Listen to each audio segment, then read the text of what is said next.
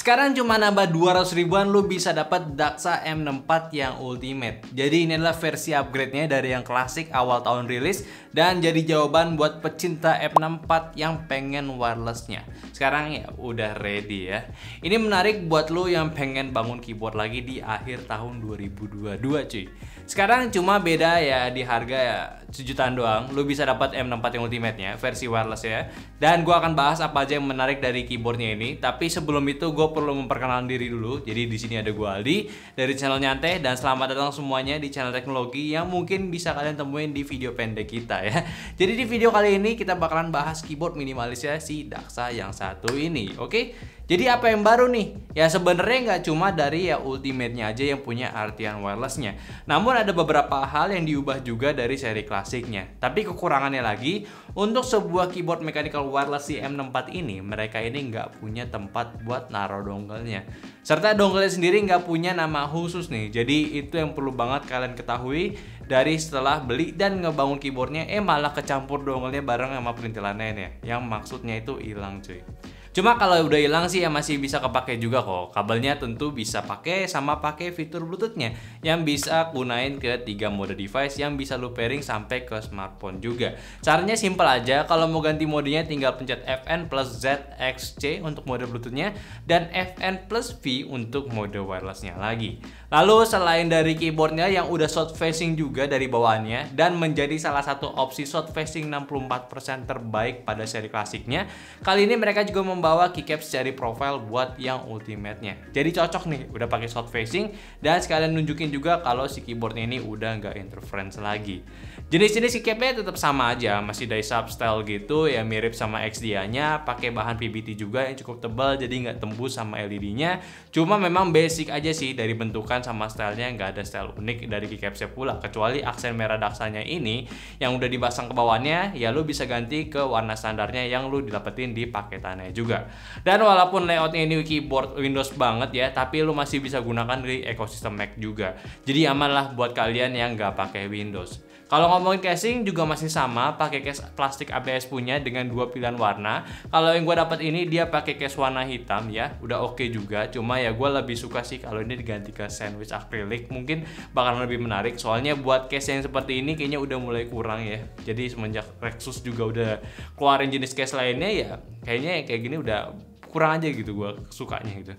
Tapi kalau lihat lagi dari bagian bawahnya, standaran aja, cuma rubber fit doang, nggak ada fit riser untuk si keyboardnya. Bagian dalam keyboardnya juga sudah menggunakan case sama platform ya. Udah cukup buat bikin hollow-nya itu berkurang. Stabilizernya juga udah pre-loop, namun tetap masih tergolong dikit juga, jadi masih bisa dirapin lagi. Serta untuk jenis tabnya ini pun juga menggunakan yang kakinya itu rata punya. Jadi udah oke, nggak perlu cut-cut lagi.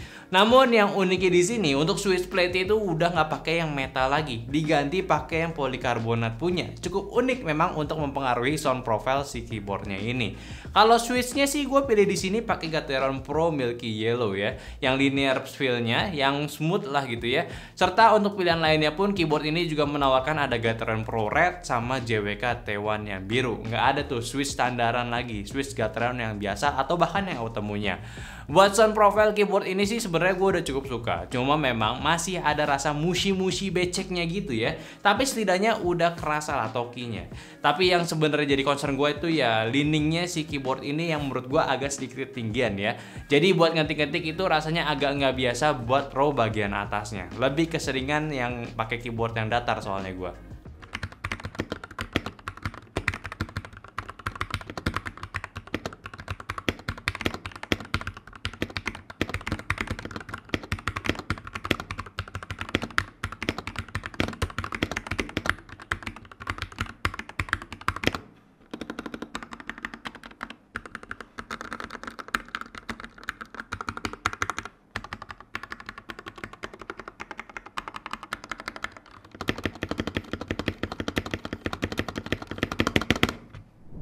Lu juga masih bisa ngatur untuk keyboardnya melalui softwarenya yang seperti biasa bisa ngatur untuk makro dan juga lighting si keyboardnya. Ya sebenarnya sini hampir nggak perlu dipakai, cuma lebih biar kalian tahu aja.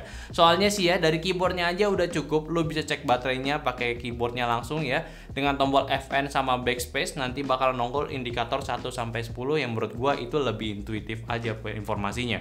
Dan kalau ngomongin soal keyboard RGB-nya ya, karena udah short face sama pakai dice-up ya nggak tembus juga gitu ya. Jadi nggak bisa ngarep apa-apa pula kecuali lu pengen mod si keyboardnya.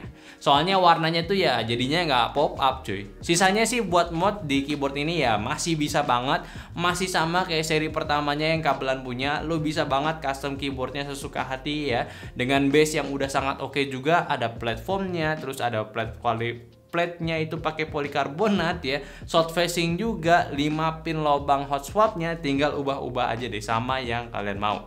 Kalau harga sekali lagi ya saat launch itu di sekitar 1.025.000-an, menurut gue itu cukup murah juga. Ditambah lu bisa dapat coil kabelnya yang mana itu promo 40 orang pertama pembeli si Ultimate ini.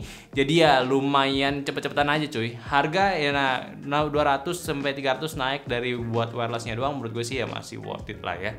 Oke, mungkin aja dulu pembahasan gue dari M64 Ultimate. Memang gak banyak karena memang ini versi upgrade-nya dari yang M64 sebelumnya. Jadi kalau kalian pengen lihat detailnya bisa aja cek di sini ya buat yang M64 klasiknya. Dan gue juga minta dong share video ini ke teman-teman kalian yang lagi butuh sebuah keyboard minimalis yang wireless pula, punya Daksa tentunya. Dan jangan lupa kasih pendapatnya di kolom komentar sama like video ini kalau kalian suka. Dan follow semua sosial media kita yang ada di Instagram, TikTok, Facebook, Discord yang semua linknya itu ada di deskripsi. Dan terakhir, sampai jumpa di video nyantai selanjutnya. Bye bye.